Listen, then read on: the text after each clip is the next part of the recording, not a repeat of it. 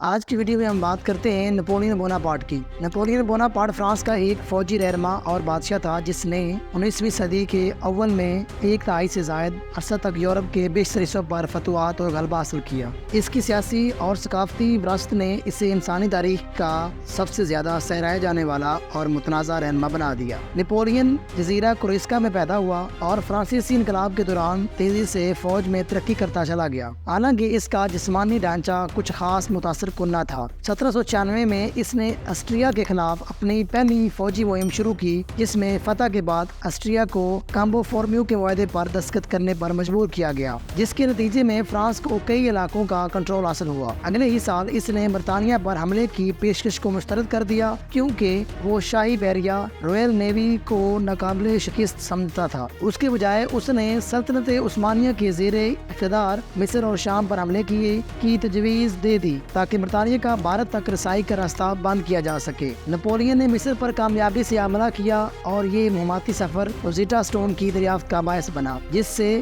مصر شناسی کی بنیاد پڑی۔ تاہم بحری جنگ نیل میں برطانوی بحریہ کے ہاتھوں فرانسیسی بیڑے کی تباہی کے بعد یہ مہم ناکامی سے دوچار ہوئی۔ جب نپولین نے فرانس میں سیاسی انتشار کی خبر سنی تو وہ اپنی فوج کو مصر میں چھوڑ کر فرانس واپس آ گیا اور ایک کامیاب بغاوت کے ذریعے اقتدار پر قابض ہو گیا۔ وہ فرسٹ کونسل بنا اور برطانیہ کے ساتھ امن نامہ ایمان پر دستخط کیے، جس سے یورپ میں 1 سال تک امن قائم رہا۔ اس کے بعد اس نے امریکہ کو فرانس کا لوزائنہ علاقہ فروخت کیا تاکہ جنگی اخراجات کے لیے رقم حاصل کی جا سکے۔ 1804 میں اس نے ایک شاندار تقریب میں خود کو فرانس کا شہنشاہ قرار دیا۔ اس کے بعد سے لے کر سلطنت کے زوال تک فرانس نے نپولین جنگوں میں حصہ لیا جو یورپی اقوام اور ان کے اتحاد کے خلاف تھی۔ 1805 میں اگرچہ بحری جنگ میں فرانسیسی بیڑا شاہی بحریہ کے ہاتھوں تباہ ہو گیا، لیکن نپولین نے آسٹریا اور روس کو جنگ آسٹرلینڈز میں شکست دے کر تیسری اتحادی فوج کو زیر کر لیا۔ اس فتح کے نتیجے میں 1000 سالہ مقدس رومی سلطنت کا خاتمہ ہوا۔ کنفیڈریشن آف دی رائن، جو فرانس کی اتحادی اور اس کے حریفوں کے درمیان بفر زون بنی۔ 1806 سے نپولین نے برطانیہ کے خلاف معاشی جنگ چھیڑ دی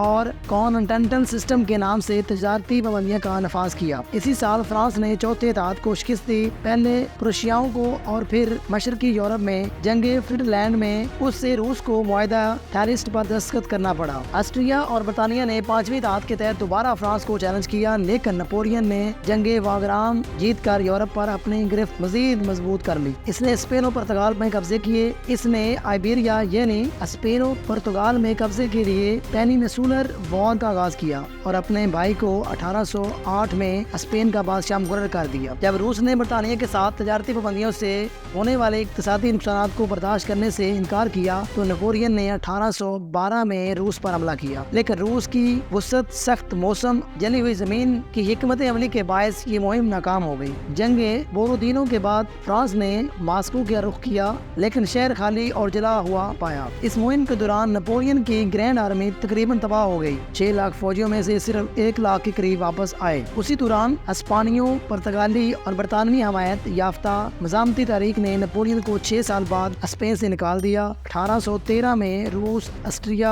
اور پروشیا کی مشترکہ فوج نے چھٹے اتحاد کے تحت نپولین کو جنگ لیپزگ میں شکست دی اور پیرس پر قبضہ کر لیا، جس سے نپولین کو بادشاہت چھوڑ کر یورپ کے ساحل سے دور واقع جزیرہ ایلبا میں جلا وطنی پر مجبور ہونا پڑا۔ مگر 1 سال سے بھی کم عرصے بعد نپولین ایلبا سے فرار ہو کر دوبارہ فرانس آ گیا۔ اس نے نئی فوج کے ساتھ پروشیوں کو جنگی لگنی میں شکست دی، لیکن صرف 2 دن بعد برطانوی فوج نے جنگی واٹرلو میں نپولین کو فیصلہ کن شکست دی۔ اس بار اسے جنوبی بحیرہ اوقیانوس کے ایک دور دراز جزیرے سینٹ ہیلینا میں جلا وطن کیا گیا، جہاں 51 برس کی عمر میں پیٹ کے کینسر کے باعث اس کا انتقال ہو گیا۔ بعد ازاں اس کے باقیات کو پیرس میں دفن کیا گیا، جہاں فرانس کے قومی ہیروز کو دفن کیا جاتا ہے۔ نپولین کی فوجی ذہانت اور سلطنت کے پھیلاؤ کے ساتھ ساتھ اس کی اصلاحات نے فرانس اور مغربی یورپ کی کئی اداروں پر دیر پا اثر ڈالے۔ آج کی دنیا کئی بنیادی نظریات جیسے میرٹ پر مبنی نظام، قانون کی نظر میں مساوات، جائیداد کے حقوق، مذہبی رواداری، سیکولر تعلیم، مالی نظم و ضبط انہیں اصلاحات کے ذریعے مضبوط، مرتب اور